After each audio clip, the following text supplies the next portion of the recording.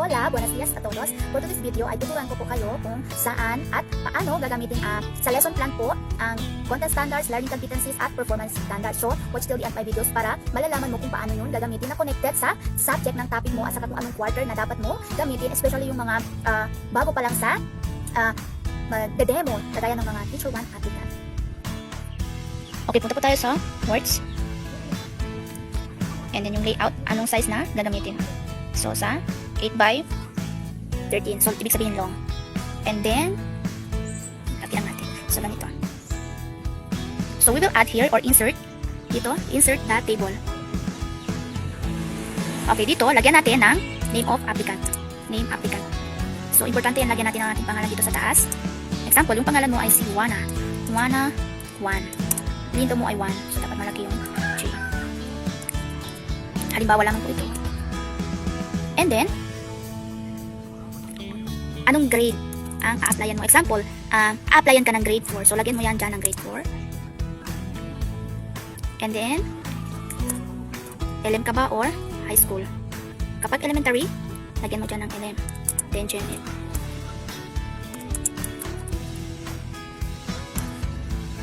Ibig sabihin ng Gen, general ang education. So, ganito. And then, yung date. Kailan ka magde-demo? So, lagyan dyan dito. Merge lang natin to. Okay.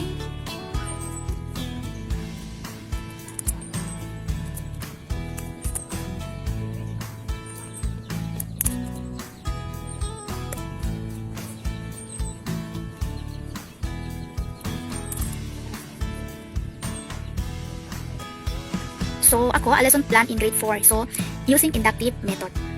So, nandito kung nakita nyo na meron ako dito content standards, performance standards, learning competencies, at saka yung objectives. So, saan nga ba kinukuha yung content standards? How do we know this? Ang content standards. So, ito. So, mag-download lang po tayo. Punta po tayo sa Google. Punta lang po tayo sa Google. Sample.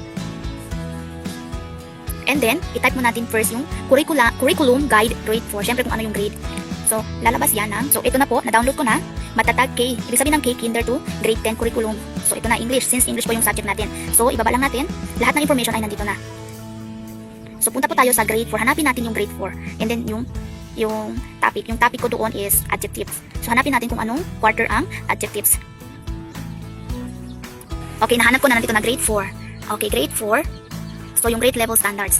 Nandito yung grade level standards. And then, di ba hinahanap natin doon yung content standards. So, tignan nga natin yung topic natin kapag nandito ba sa, we'll see if our last topic is belong here sa quarter 1 since adjectives po yun. Differentiating, applying content.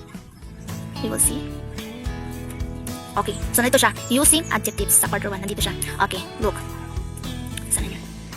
Nawala. Okay. Okay, yung content standards, nandito content standards. Okay, copy lang po. Highlight natin and then right click, then copy.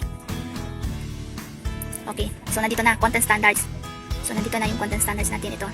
Meron na tayong content standards, then we will go to performance standards. Performance, nasa na yun? Nasa downloaded. Performance standards, so right click, and then copy paste ito. So ito yung performance standards natin. The learners apply comprehension of literary and informational text and produce narrative and expository text based on their purpose, context, meal times, and birthdays, and target audience using simple, compound, and complex sentence and age appropriate and gender-sensitive language. So dito na kung paano yung mga bata mag-perform during sa activity. So, after that, tingnan natin kung ano na yung susunod, yung learning competencies. So, saan nga ba yung learning competencies na yan? So, kapag nakikita natin, meron yan dito sub-domains at saka learning competencies. So, mabibisto natin yun dito sa learning competencies. Since sa learning competencies is speaking and writing po siya belong. So, either lang po gagamitin nyo dito sa dalawa. So, ako, I use this one. Compose appropriate sentence for clarity and coherent using adjectives. And then, copy din natin yung speaking and writing. So, lagyan natin doon yan sa ating learning competencies.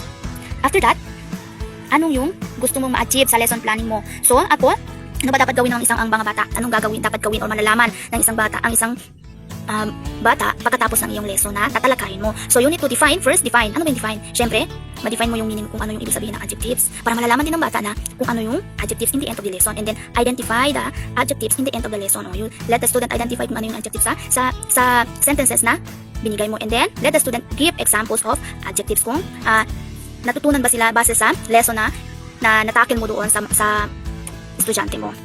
So, yun lang ang Okay. Hopefully this video is a bit helpful to those magde-demo dyan. Muchas gracias.